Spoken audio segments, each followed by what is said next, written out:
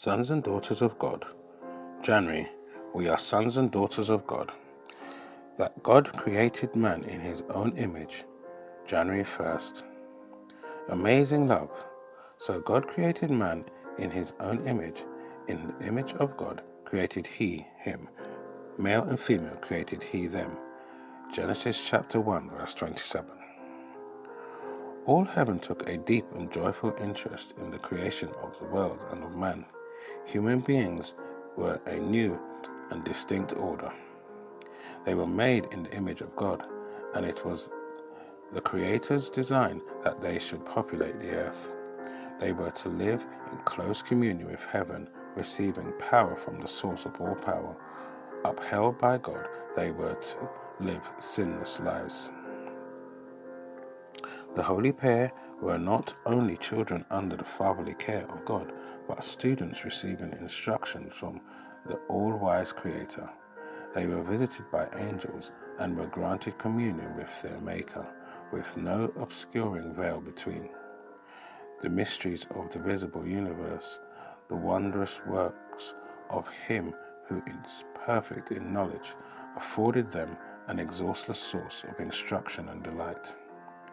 The laws and operations of nature, which have engaged men's study for 6,000 years, were opened to their minds by the infinite Framer and Upholder of all.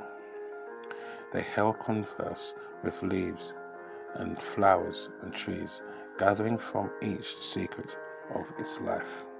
With every living creature, from the mighty leviathan that playeth amongst the waters, to the insect mote that floats in the sunbeams, Adam was familiar.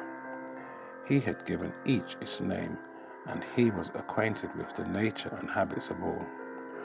God's glory in the heavens, the innumerable worlds, in their orderly revolution, the balancing of the clouds, the mysteries of light and sound, of day and night, all were open to the study of our first parents. God created man a superior being. He alone is formed in the image of God and is capable of partaking of the divine nature, of cooperating with his Creator and executing his plans.